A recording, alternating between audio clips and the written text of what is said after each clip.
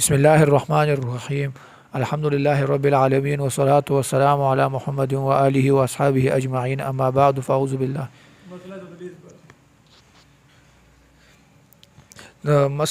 مسئلہ تدلیس پر نکت ابن صلاح اور تدریب الراوی اور باعث الحسیس تمام کتب وغیرہ نے تفصیلی بحث کی ہے۔ خلاصتاً یہ بات ہے کہ تدلیس کو پہلے علماء حدیث نے کچھ اقسام میں تقسیم کیا ہے۔ پہلے کو کہتے ہیں تدلیس الاسناد۔ تدلیس الاسناد کو اس کو کہتے ہیں باعث الحسیس میں فرماتے ہیں کہ ایروی عمن لقیہ ما لم یسمع منہ، کہ اس شیخ سے روایت نقل کرنا جس سے اس کی ملاقات ہوئی ہو لیکن سماع ثابت نہ ہو، اس کو کہتے ہیں تدلیس الاسناد۔ اور امام شعبہ رحمہ اللہ اس کے بارے میں کہتا تھا کہ لأن ازنی احب الی من ان ادلس، اس وجہ سے امام ابن صلاح نے کہا ہے کہ ھذا قول محمول علی مبالغۃ والزجر۔ امام شافعی رحمہ اللہ نے بھی کہا ہے تدلیس اخو الکذب۔ پھر اس میں تدریب الراوی میں یہ نقل ہوا ہے کہ بعض حفاظ تدلیس الاسناد کو مطلقاً رد کرتے ہیں، چاہے زندگی میں مدلس ایک بار ہی تدلیس اس سے ثابت ہو جائے تو اس کی روایت کو پھر وہ ہمیشہ کے لیے رد کرتے ہیں۔ لیکن امام ابن صلاح نے اس پر رد کیا ہے اور کہے کہ وہ صحیح التفصیل بین ما صرح فیہ بسماع، کہ صحیح بات یہ ہے کہ اس میں تفصیل کی جائے کہ جس میں سماع ثابت ہو وہ روایت مدلس کی قبول ہوگی، اور جس میں تصریح بسماع نہ ہو فیرد وہ رد ہوگی۔ تو اس وجہ سے دوسری قسم وہ ہے جس کو کہتے ہیں تدلیس الشیوخ، هو الاتیان باسم شیخ او کنیتہ، کہ اپنے شیخ کا نام یا کنیہ وہ تبدیل کر لے اس کی حالت کو چھپانے کے لیے۔ شیخ میں کوئی کمی ہو، کوئی نقصان ہو، ضعف ہو، کوئی اس میں کچھ نہ کچھ کمزوری کو چھپانے کے لیے اس شیخ کی بالکل اس کا نام ہی تبدیل کر لیتے ہیں یا اس کو دوسرے نام سے پکارتے ہیں، تو اس کو کہتے ہیں تدلیس الشیوخ۔ اور اس کے بعد ہے تدلیس التسویہ، جس کو کہتے ہیں کہ اسوأ التدلیس، جو سب سے خطرناک قسم ہے وہ تدلیس التسویہ ہے، کہ وہ دو سکہ کے مابین ضعیف راوی کو گرانا ہے، اس کو کہتے ہیں تدلیس التسویہ۔ بسم اللہ الرحمن الرحیم۔ اور چوتھا قسم ہے تدلیس السکوت، یقول المحدث حدثنا او سمعته ثم ينوي القطع ويسكت ثم يقول فيذكر اسم شيخ من شيوخه كهشام بن عروة او الأعمش وهو لم يسمعه منهما۔ اس کی مثال ابن عدی نے فی الکامل میں ذکر کیا ہے کہ عن عمر بن عبید الطنافسی انه كان يقول حدثنا ثم يسكت ينوي القطع ثم يقول هشام بن عروة عن أبيه عن عائشة رضی اللہ عنها۔ اور پانچواں قسم ہے تدلیس العطف۔ تدلیس العطف یہ ہے کہ یقول المحدث حدثنی فلان و فلان، اور اول سے نہیں سنا ہو اور دوسرے سے سنا ہو اور دوسرا ضعیف ہے، اول ثقہ ہے، تو اس کو بھی تدلیس کہتے ہیں۔ اور طبقات المدلسین علماء نے ذکر کیا علی حسب مراتبہم، اور 5 قسمیں ہیں۔ اول ہے من لم یوصف بذلک الا نادرا، کیحییٰ بن سعید القطان، اس کے تدلیس وہ قبول ہے اگرچہ وہ تصریح بالسماع نہ کرے۔ الثانیۃ من احتمل الائمة تدلیسه واخرج له في الصحیح لامامته وقلة تدلیسه في جنب ما رواه كسفیان بن سعید الثوری، وكان لا يدلس الا عن ثقة سفیان بن عیینہ، یہ بھی صحیح ہے۔ اور الثالث من توقف فيه جماعة من العلماء فلم يقبلوا عنعنتهم ولم يحتجوا إلا بما صرحوا فيه بالسماع، ومنهم من قبل عنعنتهم ما لم يتبين أن أحاديث بعينها قد دلسوها مثل قتادة بن دعامة السدوسي وبإسحاق السبيعي۔ الرابع كما اتفق أهل العلم على عدم الاحتجاج بما لم يصرحوا فيه بالسماع، اس کے اچھا کتاب امام ابن حجر نے لکھا ہے تعریف اہل التقدیس بمراتب الموصوفین بالتدلیس، اس علی 5 مراتب موافق نامی ذکر کیا ہے۔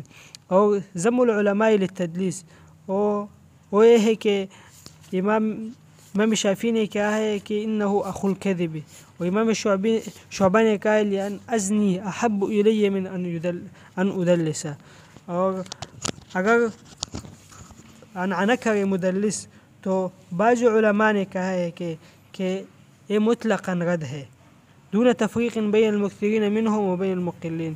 اور بعض نے کہا ہے لیکن ابن صلاح صاحب نے تفصیل کیا ہے کہ روح اللہ صاحب نے کہا اور جو دوسرا طبقہ تھا اس کے وہ صحیح ہے. امام عبد البر میں تمہید میں کہا ہے ان کان ممن لا یروی الا عن ثقۃ استغنى عن توقیفہ ولم یسأل عن تدلیسہ، یہ کہا ہے. اور دوسرا بات یہ ہے اگر ابن حجر نے نکت میں لکھا ہے کہ یحییٰ ابو الحسن ابن القطان نے کہا ہے اذا صرح المدلس قبل بلا خلاف، اگر مدلس تصریح بالسماع کرے وہ قبول ہے بغیر اختلاف، اور تصریح بالسماع نہ کرے نو اس میں وہ تفصیل ہے. اور امام اور اس کو یہ بھی یہ کہا ہے اگر ایک دفعہ مدلس عن استعمال کرے اور دوسرا حدیث میں اس کو انقطاع اس میں واضح ہو جائے تو اس نے کہا ہے کہ تبین انقطاع الاول عند الجميع، سارے احادیث میں اس کے آتا ہے. اور تیسرا بات یہ ہے کہ صحیحین میں روایت المدلسین بالعلانہ ہے، اس کے حکم کیا ہے. امام نووی نے کہا ہے کہ ان ما كان في الصحيحين عن المدلسين بعن ونحوهما فمحمول على ثبوت السماع من جهة اخرى، یہ کہا ہے. لیکن حافظ ابن حجر نے اس پر رد کیا ہے کہ یہ دعویٰ بلا دلیل ہے. امام بخاری امام مسلم نے اپنے صحیحین میں وہ روایات نقل کی ہے جو متابعات اور شواہد میں لایا ہے مدلسین سے، اور یہ دعویٰ بلا دلیل ہے. بسم اللہ الرحمن الرحیم. ماشاءاللہ ساتھیوں نے تو خوب بیان کیا تدلیس کے بارے میں، لیکن میں مختصر بات کرنا چاہتا ہوں.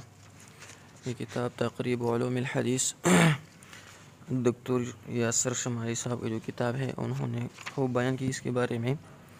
میں مختصر بات کرنا چاہتا ہوں. پہلا انہوں نے لغت تدلیس کا لغوی معنی ذکر کی ہے، پھر اس پر تھوڑا تبصرہ کر کے آگے تدلیس کی تقسیم کی ہے اور وہاں پر ہر واحد کی تعریف کی ہے. تو پہلے انہوں نے کہا التدلیس لغتاً من الدلس وهو الخفاء والظلمہ، کہ یہ مشتق ہے دلس سے اور یہ دلس کہتے ہیں خفا اور ظلمت کو، کسی چیز کو خفی ہونا. اور والتدلیس هو اخفاء العیب، اور تدلیس یہ اخفاء العیب کو کہتے ہیں. اور مدلس بھی اس طرح کرتا ہے کہ جب وہ روایت کر رہا ہے تو عیب کو چھپانا چاہتا ہے اور اس وجہ سے وہ تدلیس کرتے ہیں. وعلیہ جاء اصطلاح المحدثین، اور اسی پر اصطلاح بھی بنا ہے محدثین کی التدلیس لما يفعله بعض الرواة من اخفائهم بعض العیوب فی الاسانید لیظہروا بمظہر حسن. یہ مدلس جب تدلیس کر رہا ہے تو اس وجہ سے کر رہا ہے کہ عیوبوں کو مظہر حسن میں ظاہر کرے. التدلیس هو ایہام السامع بخلاف الحقیقہ، کہ یہ سامع کو وہم میں ڈالتا ہے بخلاف الحقیقہ، خلاف کی حقیقت کے خلاف، کیونکہ وہ جب تدلیس کر رہا ہے تو حقیقت میں اس طرح بات نہیں ہوتا ہے جس طرح وہ کر رہا ہے. اب وہ تقسیم کر رہے ہیں اقسام التدلیس. التدلیس عند المحدثین ثلاث اقسام، تدلیس عند المحدثین 3 قسم پر ہے. اولا تدلیس الاسناد. تدلیس الاسناد دے وهو أن يروي المحدث عمن لقيه وسمع منه ما لم يسمع منه بلفظ موهم للاتصال، کہ محدث روایت کرے ان لوگوں سے جن کے ساتھ ملاقات ہو اور اسے سماع بھی ہو، اس چیز کا روایت کرے ما لم يسمع منه، کہ اس چیز کا روایت کرے جو اس کا سماع اسے ثابت ہو، بلفظ موہم للاتصال، ایسے لفظ کے ساتھ کہ وہ موہم و اتصال کے لیے، کہ بندہ وہم میں ڈالتا ہے کہ اس کا اتصال ہوا ہے اس کے ساتھ. پھر انہوں نے اس کی وضاحت کی ہے بالمثال. قال حاکم ومعنى التدلیس ان یقول مثلا، کہ ہے سفیان بن عیینہ قال الزہری حدثنی سعید المسیب وغیرہ وغیرہ، آگے اور بھی تفصیل انہوں نے کیا. اب انہوں نے اغراض حاملہ علی تدلیس الاسناد ذکر کی ہے کہ یہ کیوں بھی مدلس تدلیس کیوں کر رہا ہے. تو انہوں نے بہت سے اغراض ذکر کیے، اس سے میں ایک ذکر کرتا ہوں. ضعف الشیخ وهو الغرض الغالب، ایک غرض غالب، ويكون حذف المدلس تحسین الاسناد، کہ وہ سند کو محسن بنا دے، بجعل الرواة كلهم ثقات، کہ يقبل منه الاسناد، کہ سارے جو روایت ہے اس کو ثقہ بنا دے تاکہ ان کے روایت کو جو اسناد ہے وہ قبول کیا جائے. آگے اور بھی انہوں نے اغراض کو ذکر کی ہے. اب آگے وہ کہتے ہیں کہ ہم تدلیس کو کس طرح پہچانیں گے، تو اس پر وہ کہتے ہیں کیف یعرف التدلیس، نص ائمۃ الحدیث، تصریح کے ائمہ حدیث نے اس پر من خلال خبرتهم وفهمهم وممارستهم باطلاعهم الواسع على احوال الرواة والمرویات وطرقها. وروى ابن عبد البر باسناده الى علي بن المديني قال حدثنا يحيى بن سعيد القطان عن سفيان السوري قال حدثنا سليمان الاعمش عن ابراهيم التيمي عن ابيه عن ابي ذر عن النبي صلی اللہ علیہ وسلم. آگے حدیث روایت بیان کر رہے قال من بنا للہ مسجدا ولو كمفحص القطات بنى الله له بيتا في الجنة. قال سفيان الثوري وشعبة ابن حجاج لم يسمع اعمش هذا الحديث کہ احمش نے اس حدیث کے سمانے کی من ابراہیم التیمی، تو یہاں پر وہ کہتے ہیں کہ یہ تدلیس ہے.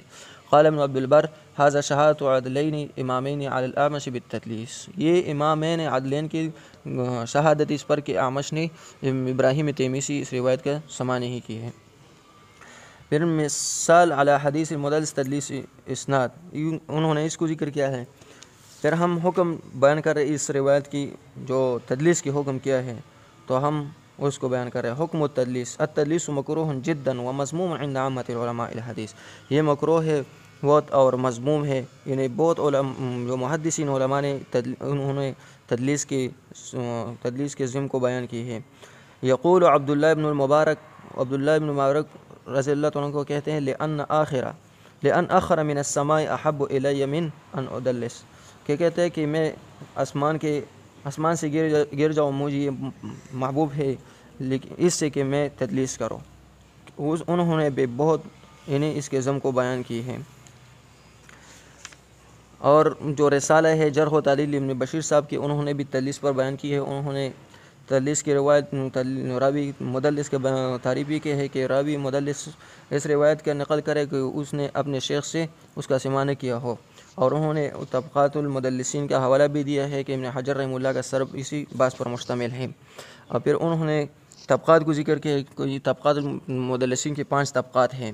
پھر انہوں نے یہ بھی ذکر کیا ہے کہ ان میں سے پہلے اور دوسرے طبقے کے جو روایت ہے وہ قبول ہے. اور پھر انہوں نے سوال کیا ہے کہ کیا مدلس کا روایت عن سے قبول ہے یا نہیں ہے، تو انہوں نے یہ جواب دی ہے کہ جو قلیل التدلیس راوی ہیں ان کا روایت قال اور عن سے قبول ہے، جیسے مثلا امام ابن عیینہ، شہاب اور عبد الرزاق وغیرہ، ان کا قبول ہے عن سے، ہاں تا یہ کہ تدلیس ثابت ہو جائے پھر قبول نہیں ہوگی.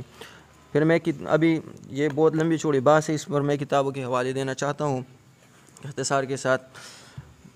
پہلا ایک کتاب ہے المنہل الروی فی مختصر علوم الحدیث، یہ 525 صفحے پر، اور وفی شرح نزہۃ النظر علی نخبۃ الفکر لعثیمین 233 صفحے پر. وہ کتاب معجم مصطلحات الحدیث ولطائف الاسانید، یہ ضیاء الرحمن اعظمی صاحب 368 صفحے پر. وفی کتاب اصول حدیث و اصول تخریج طالب ابو عمر خرم شہزاد صاحب کا 135 صفحے پر. اور وفی کتاب النکت علی کتاب ابن صلاح 242 صفحہ. وفی اختصار علوم الحدیث، اس پر بھی بہت لمبی چوڑی بات ہے، 42 صفحہ. جی ادھر پڑھیں. وفی کتاب منتہی الامانی طالب احمد بن سلیمان ایوب صاحب 224. جی بھائی جان احمد صاحب، اور کوئی بحث مسئلہ تدلیس پر بحث کے اقسام ذکر کیا ہے عصری صاحب نے، خویب عصری صاحب، اور اس نے تدلیس و تشویش کے اس نے رد کیا ہے کہ بعض جو فرق نہیں کرتے مقل التدلیس و مکثر التدلیس میں صحیح نہیں ہے. جیسا کہ علماء کا نام لیا ہے، بہت علماء کا، کہ اس کے فرق کیا ہے. امام احمد نے، یحییٰ بن سعید القطان نے یہ فرق کیا ہے. یہی راجع بات ہے. یہ راجع بات ہے. جزاکم اللہ خیرہ.